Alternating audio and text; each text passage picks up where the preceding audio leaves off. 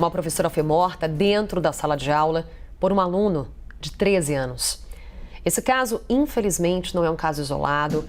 Um levantamento da OCDE, a Organização para a Cooperação e Desenvolvimento Econômico, colocou o Brasil entre os países mais violentos do mundo para professores. Nessa pesquisa, 12,5% dos profissionais relataram que são vítimas constantes de agressões ou intimidações de alunos aqui no país, enquanto a média global é de 13,5%. Diante desse contexto de aumento da violência no ambiente escolar, o maior desafio é encontrar respostas. Afinal, de quem é a culpa, a responsabilidade? Qual seria a melhor solução para amenizar esse cenário? Vamos debater um pouco essas questões e, para isso, conversamos com os nossos convidados de hoje. Vamos, então, anunciá-los, a começar pela diretora da Associação dos Delegados de Polícia do país, a delegada Raquel Galinatti. Doutora, muito obrigada pela presença. Seja muito bem-vinda. Muito obrigada, eu que agradeço e boa tarde a todos os debatedores. Também é um psiquiatra e professor do Departamento de Psiquiatria da USP, Daniel Martins de Barros. Doutor, seja bem-vindo. Boa tarde a todos.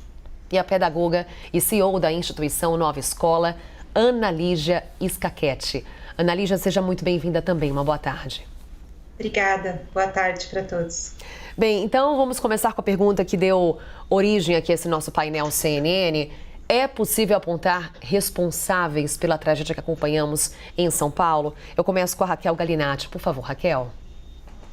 De tempos em tempos, nós lemos e escutamos nos noticiários ataques e massacres em escolas e soluções fáticas não estão sendo tomadas. É impossível hoje em dia falarmos em educação dissociada da segurança pública. Quando os pais irresponsáveis mandam seus filhos para as escolas, eles acreditam que estão enviando para locais seguros.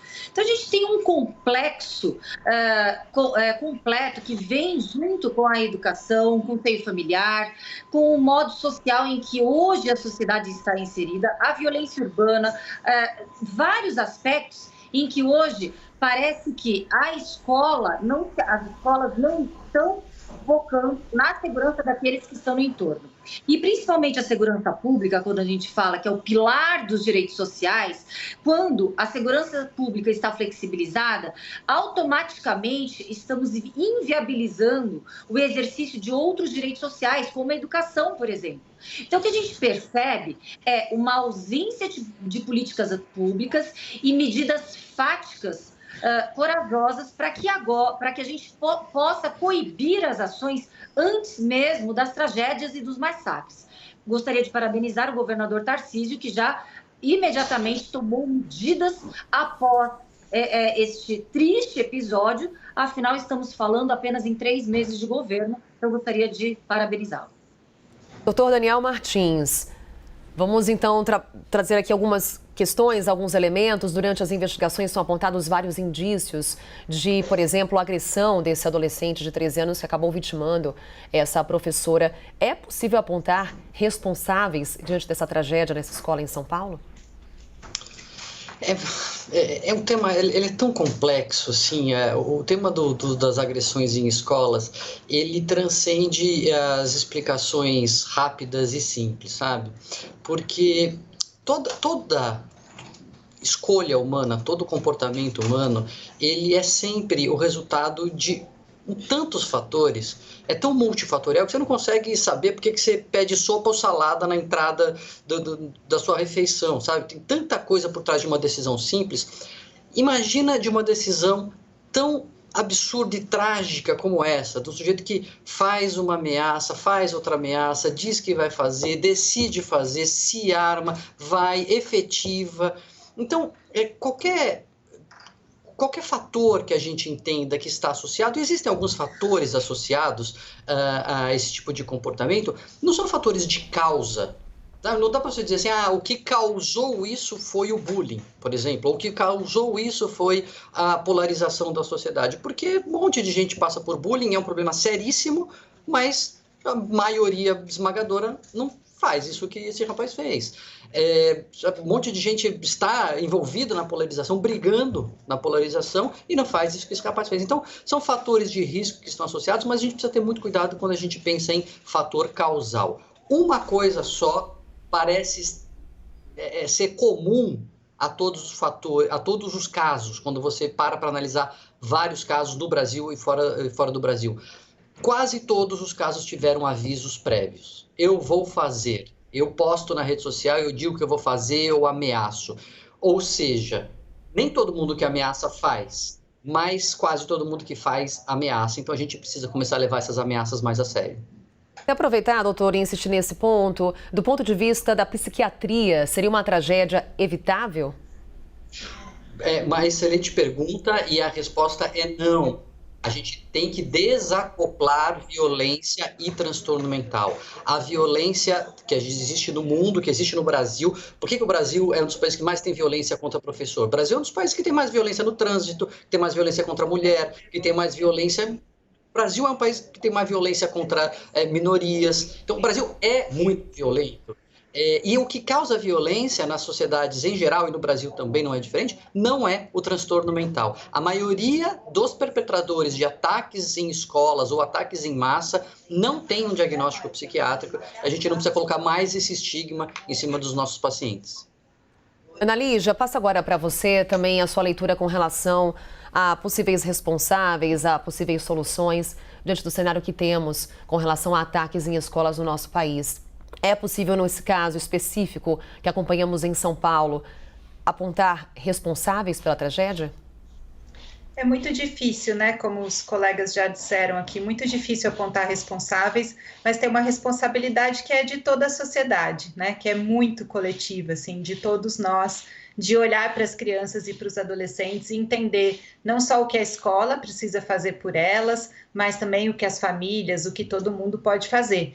A gente fez uma pesquisa na Nova Escola ano passado que indica que 80% dos professores já presenciaram situações de violência nas suas escolas. E 7 em cada 10 professores, isso foi feito em agosto do ano passado, responderam que viram um aumento da violência após o período da pandemia, após o período de ensino remoto, né? Então, a gente também precisa lembrar que essas crianças e esses adolescentes ficaram 2 anos praticamente sem convivência social. E a escola é um ambiente que exige muita troca, exige muito diálogo, muita colaboração, né? Então, que certos sentimentos que ficaram ali, que não foram adequadamente desenvolvidos nessas crianças e adolescentes, certos comportamentos, acabam aflorando de uma maneira inadequada. E não que isso seja um problema só do pós-pandemia, né? É um problema que já existe na nossa sociedade, mas que foi intensificado. Então, também esse contexto da pandemia, do isolamento, prejudica as situações que a gente está vendo agora na escola. Mas você falou também em soluções, né, Carol? E acho que tem uma palavra que é essencial aqui, que já foi um pouco citada, que é a prevenção.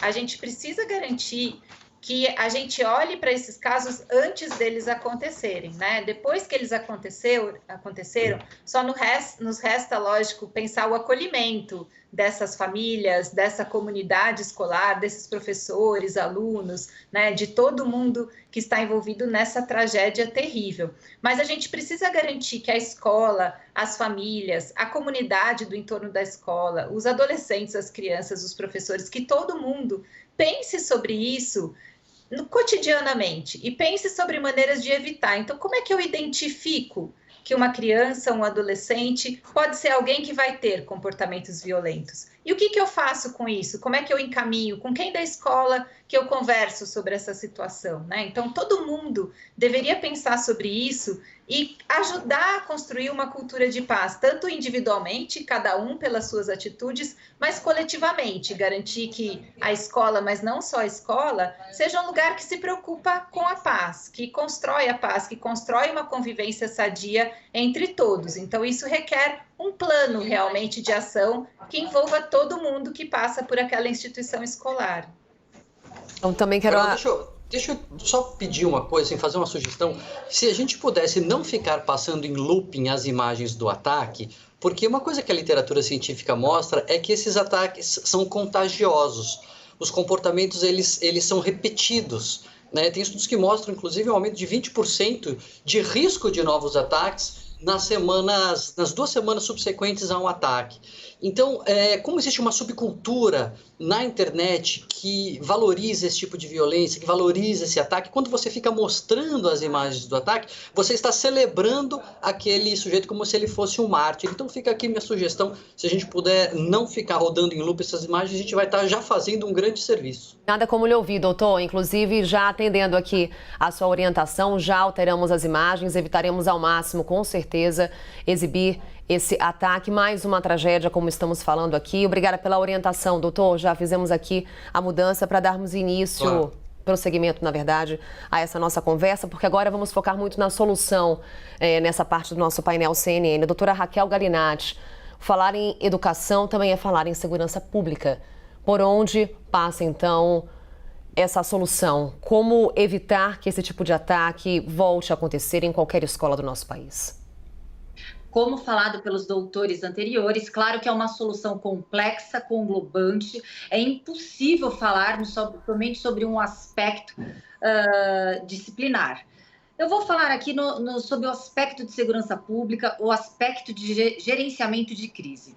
Quando a gente percebe uma escola em que os alunos entram e saem com objetos e armas brancas, ou até mesmo poderia ter entrado com uma arma de fogo, sem o menor crivo ali que impeça a entrada, e pior, essas cenas que o doutor muito bem falou, para que a gente paralise de visualizar, essas cenas, elas são um exemplo fático do mais alto risco em um gerenciamento de crise, em que a ameaça, no caso, o agressor ativo, ele está em constante ameaça para todos que estão ali em volta, e inclusive o operador da segurança pública, ele sabe que nessa situação ele vai passar por vítimas, às vezes até machucadas, alvejadas, precisando de ajuda, e vai passar por elas. Ele tem que conter o mais rápido possível esta ameaça, este agressor que está em atividade. Caso contrário, outras vítimas serão produzidas de forma colossal. E ali a gente contou com o heroísmo de uma professora de educação física. Não sei se essa professora tinha noções de gerenciamento de crise, de contenção de eventos e incidentes, no que tange a segurança pública, mas é uma situação em que não tem como falarmos em escolas desprotegidas, sendo que quando enviamos as crianças, os pais, os responsáveis enviam para locais supostamente seguros. Então, o crivo básico de segurança deve ser implementado nas escolas. Isso sem contar também com normas de conduta e compliance interno do combate ao bullying. Apesar do bullying não ser um crime, não ser criminalizado, atos de bullying não são praticados somente em bancos escolares, em pré-escola, são praticados no meio social, em que uma pessoa é segregada e é justamente o alvo de todos os ataques e situações vexatórias. Então, a escola ela deve ter uma obrigatoriedade de prevenção, de monitoramento e de controle de situações adversas em que o ambiente já se torna hostil. Se o ambiente é hostil para determinado aluno que frequenta essa escola, claro que uma pessoa em desenvolvimento vai retribuir hostilidade, isso sem justificar atos criminosos. Doutor Daniel, passo a palavra agora ao senhor, olhando um pouco para os estudantes que presenciaram esse ataque e também aos professores. Qual que é o cuidado que temos que ter nesse momento com eles? É excelente também a pergunta, Carol, porque essas são as outras vítimas, né? Não as vítimas que foram atacadas, mas que são testemunhas de uma agressão muito grande, mesmo as que não viram, elas se sentem inseguras, né?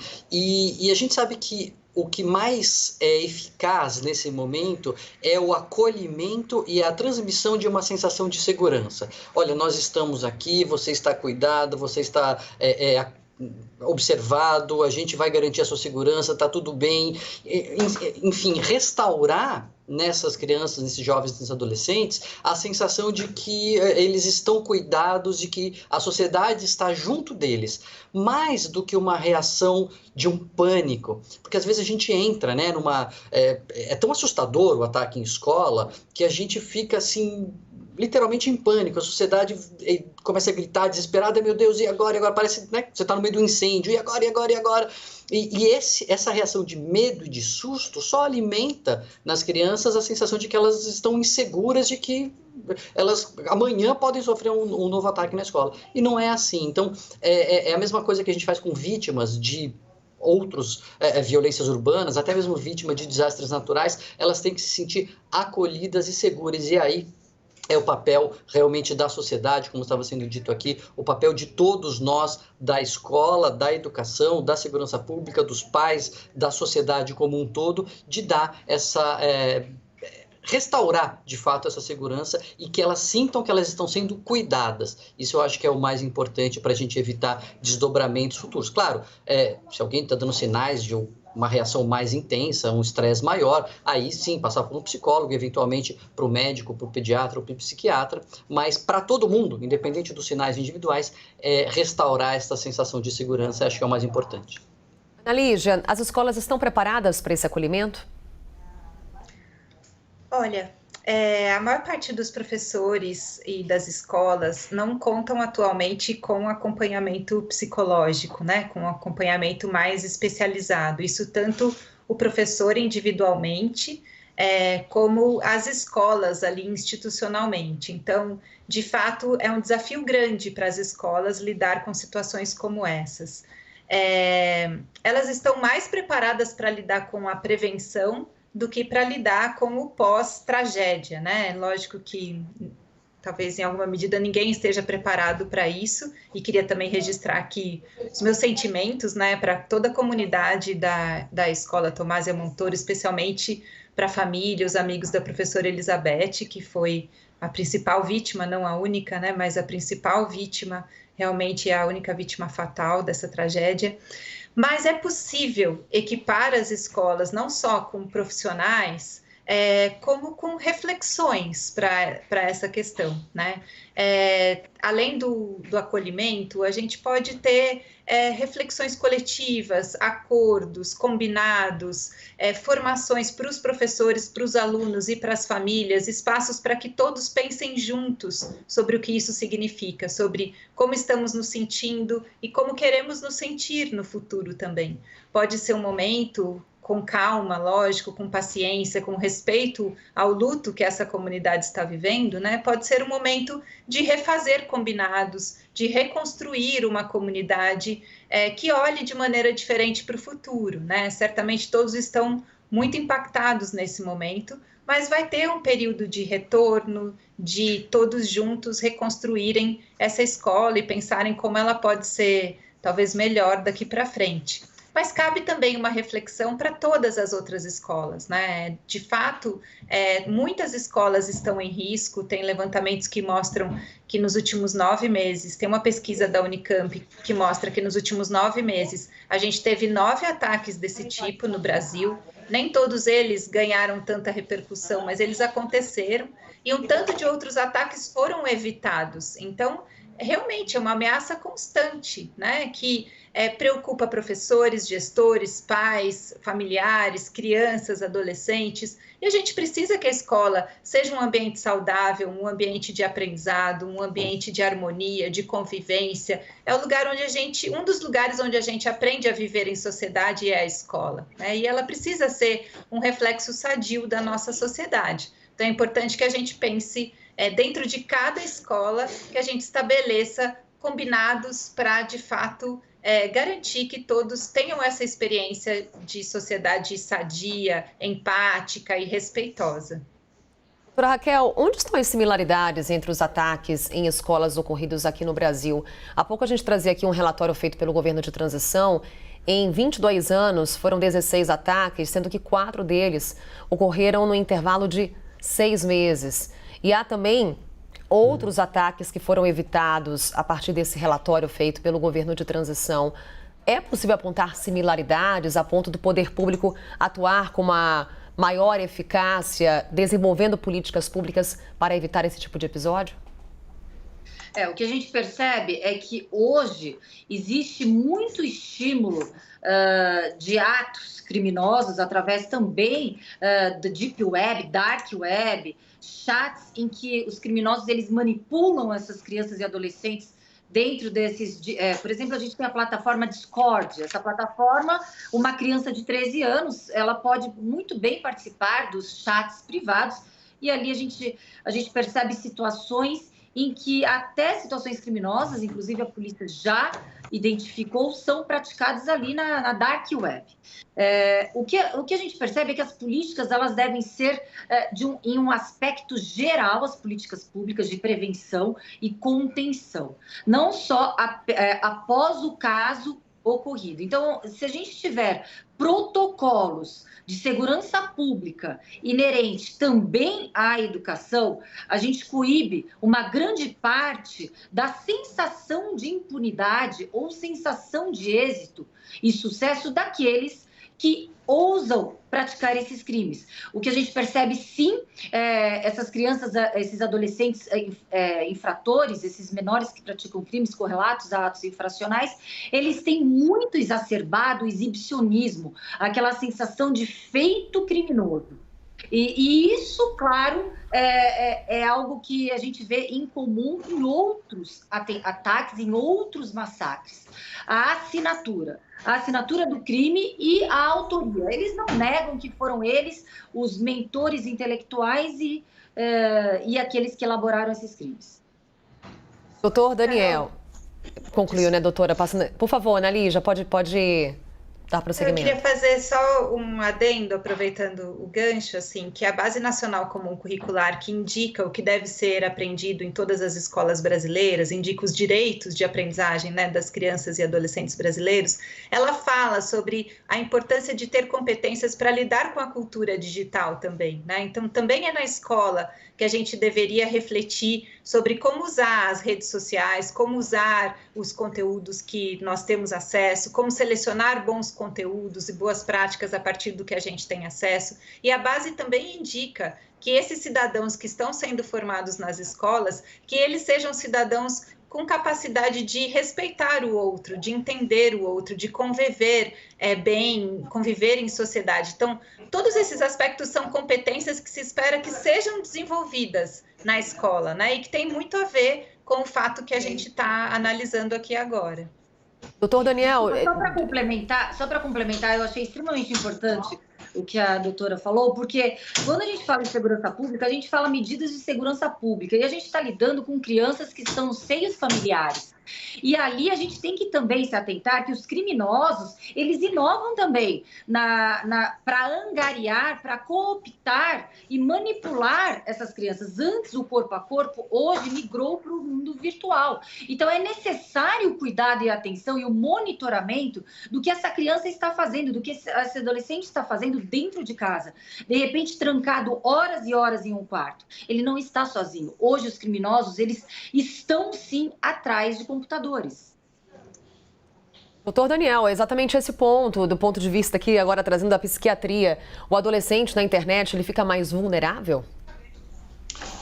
Sem dúvida, né? Ele fica mais sujeito sujeito a estímulos, né? Estímulos negativos que antes não eram de tão fácil acesso.